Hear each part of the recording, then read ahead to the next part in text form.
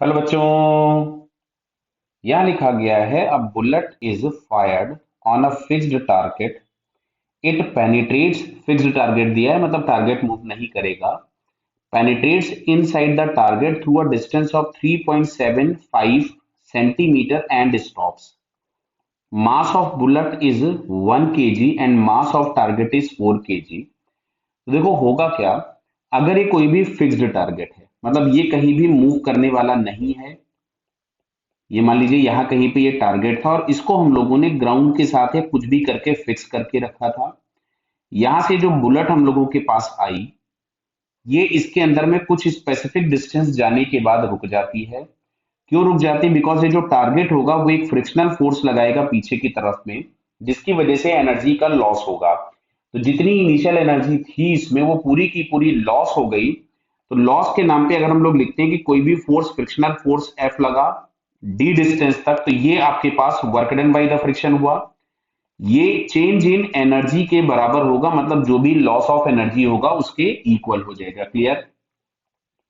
तो यहां से F इज इक्वल्स टू हम लोगों के पास मिलेगा m u square upon 2D। Clear? और मास ऑफ द बुलेट हम लोगों को दिया था 1 kg। तो यहाँ जो हम लोगों के पास ये रेजिस्टिव फोर्स लग रहा था उसकी वैल्यू आ गई you square upon 2D। Clear बेटा? मैंने m बराबर 1 रख दिया। अच्छा, सेकेंड क्वेश्चन में दिया हुआ है now an identical bullet is moving with the same velocity is fired into the identical target. ठीक है, which is rest on the frictionless horizontal surface. अब देखो ये समझ में तुमको आना चाहिए। अब पूछा गया आपकी बारी कितना पेनिट्रेट करेगी। तो अब देखो ध्यान से, अगर हम लोग सेम टारगेट को फ्रिक्शनलेस सरफेस पे प्लेस कर देंगे, ये मान लीजिए दिया गया था कैपिटल एम, ये बुलेट है, तो ये जब आ करके इससे कोलाइड करेगी तो ये आपको समझ में आ रहा है कि अब इस टारगेट को रोक के रखने वाला कोई नहीं है।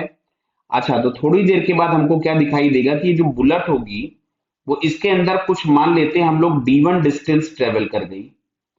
तो अब इसके बाद ये दोनों कॉमन वेलोसिटी v से आगे बढ़ रहे होंगे। क्या ये बात हमें समझ में आ रही है क्या? क्लियर है बेटा? क्यों? क्योंकि जैसे ही ये बुलेट इससे हिट करेगी तो हिट करते ही बुलेट टारगेट पे फोर्स लगाएगी, मतलब इस ब्लॉक पे, और ब्लॉक बुलेट पे फोर्स लगाएगा। तो जिसकी वजह से बुलेट की वेलोसिटी कम होगी और ब्लॉक की वेलोसिटी बढ़ेगी। थोड़ी देर के बाद ये जो बुलेट है वो ब्लॉक के अंदर रेस्ट पे आ जाएगी। तो अब अगर हम लोग यहां से लिखें, सबसे पहले कंजर्वेशन ऑफ मोमेंटम तो लगा सकते हैं, एनर्जी तो कंजर्व होगी नहीं। तो क्या हम ये लिख सकते थे इनिशियल मोमेंटम एम यू और फाइनल मोमेंटम हम लोगों के पास हो जाएगा small m plus capital M times v. तो एम बराबर तो 1 दिया था, इसको हम यू ही लिख देते हैं। और small m plus capital M आपके पास आ जाएगा 4 kg प्लस 1 kg हो जाएगा 5 kg। तो 5 इंटू वी, मतलब जो फाइनली हम लोगों के पास वेलोसिटी आ रही है वो आ रही है यू बाई 5। क्लियर है बेटा? बराबर है। जो कि पहले वाले क्वेश्चन में यहाँ पे ये रेस्ट पे आ गया था, सेकंड वाले क्वेश्चन में ये ब्लॉक के अंदर तो रेस्ट पे आएगा बट ब्लॉक मूव कर रहा होगा तो साथ में ये बुलेट भी मूव करेगा। अच्छा, अब की बार जो लॉस ऑफ एनर्जी होगा वो पिछले क्वेश्चन से कम होगा। समझ में आ रहा है? क्यों? पिछले क्वेश्चन में पूरी काइनेटिक एनर्जी जीरो हो गई थी, अब की बार पूरी काइनेटिक एनर्जी जीरो नहीं हो रही है। तो रेजिस्टिव फोर्स तो अभी भी वही है।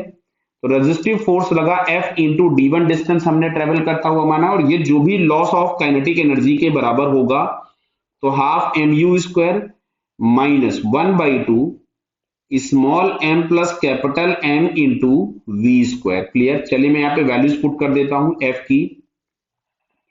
It is u square by 2D into D1 1/2 m बराबर था 1 इंटू यू स्क्वायर माइनस 1/2, ये हो जाएगा 5 बराबर है, और 5 इंटू यू स्क्वायर अपॉन 25 हो गया, क्योंकि v बराबर हम लोगों को मिला था u/5।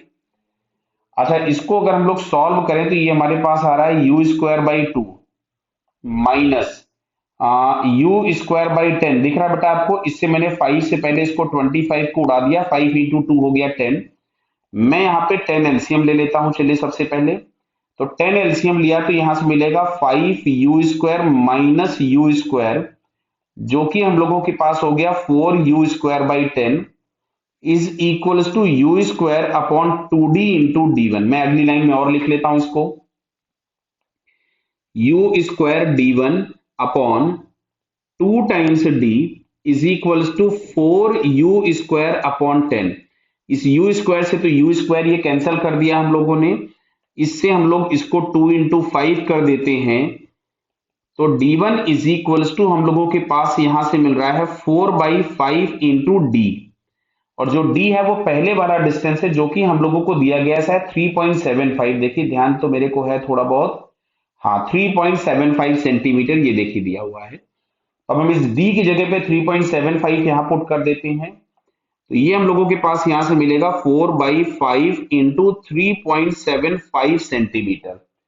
इसको सॉल्व करो जरा, इसको अगर हम लोग सॉल्व करें तो 3.75 इंटू 4 बराबर है बेटा 3.75, देखिए मैं कर दे रहा हूं, इंटू 4 यह आ जाता है 15। तो यहां से हम लोगों के पास आ गया 15/5, तो ये फाइनली हम लोगों को यहां से आंसर मिलेगा 3 सेंटीमीटर। क्लियर?